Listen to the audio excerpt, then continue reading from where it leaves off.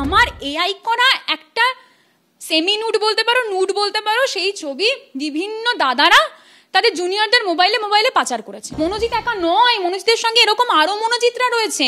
নিজেকে বলছেন টিএমসিপির নেত্রী, তো যিনি নেত্রী তিনি দেশের রুলস রেগুলেশন ল জানেন না। সে এতদিন কেন সময় লাগালো? চুপ করেছিলেন কিসের আশা এত বছর? কসবা কাণ্ডের পর প্যান্ডোরার বাক্স খুলে দিয়েছে। কলেজে কলেজে তৃণমূল ছাত্র পরিষদের নেতা ও প্রাক্তনীদের কতটা দাপট তা সামনে আসছে। আর এই আবহেই মুখ খুলেছেন টিএমসিপি সাসপেন্ডেড নেত্রী রাজন্না হালদারও, যে কারণে তৃণমূলের দিক থেকেই তাকে বারবার আক্রমণ করা হচ্ছে। এবার তার নাম না করে তীব্র নিশানা করলেন কলকাতা পুরসভার ৮১ নম্বর ওয়ার্ডের তৃণমূল কাউন্সিলর জুই বিশ্বাস। সোশ্যাল মিডিয়ায় তিনি লিখেছেন, যোগ্যতা বিচারের জন্য যোগ্যতা লাগে। যারা একে মাথায় তুলেছিলেন তাদের যোগ্যতা নিয়েও সন্দেহ আছে। না নেত্রী হওয়ার যোগ্যতা আছে, না অভিনেত্রী। দুদিন এসেই নেত্রী। কোভিড বা কোনো ন্যাচারাল ক্যালামিটিতে এদের মুখও কেউ দেখতে পায় না, শুধু পার্সোনাল এজেন্ডা নিয়ে রাজনীতি করতে আসা।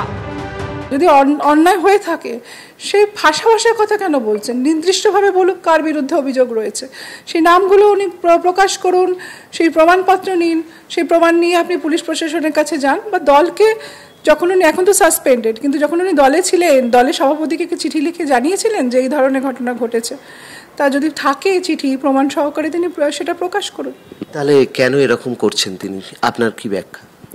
দেখুন, আমি জানি না কার কি পার্সোনাল এজেন্ডা আছে, কার কি পার্সোনাল রিভেঞ্জ আছে কারোর উপরে, সেটা তো বলা সম্ভব নয়। সাউথ ক্যালকাটা ল কলেজে গণধর্ষণের অভিযোগে যখন রাজ্য জুড়ে তোলপাড় চলছে, তখন চাঞ্চল্যকর অভিযোগ করেন সাসপেন্ডেড টিএমসিপি নেত্রী রাজন্না হালদার। একটা ছবি, সেই ছবি বিভিন্ন জায়গায় বিভিন্ন জুনিয়রদের মধ্যে ছড়িয়ে দিচ্ছে। এই দাদাদের কোনো দল হতে পারে আমি এটা বিশ্বাস করি না, তবুও বলছি তৃণমূলের। রাজন্না হালদার বিস্ফোরক অভিযোগ তোলার পর তাকে কার্যত চিনতে পারেননি পুরমন্ত্রী।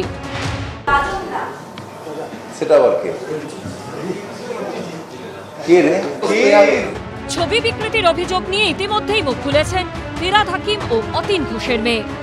উনি দলকে তো জানাননি, যদি দলকে জানাতেন তাহলে কথা হতো। আজকে ধরে নিলাম যে রাজন্নার সাসপেনশন উঠে গেছে, তর্কের খাতিরে ধরে নিলাম।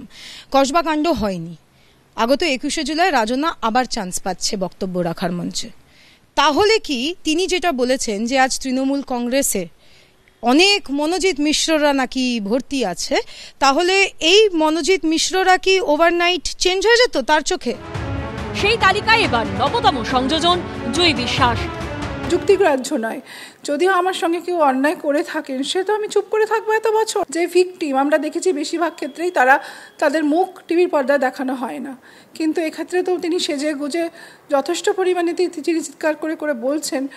আমার এখানে কিছুটা ডাউট লাগছে যে এখানে অন্য কোনো কিছু ব্যাপার রয়েছে।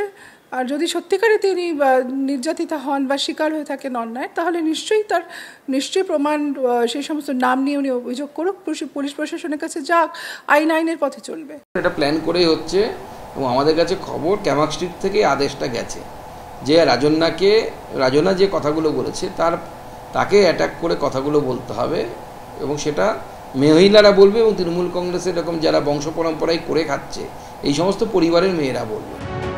সব মিলিয়ে রাজন্না হালদারের অভিযোগ ঘিরে চরমে তৃণমূলের অস্বস্তি।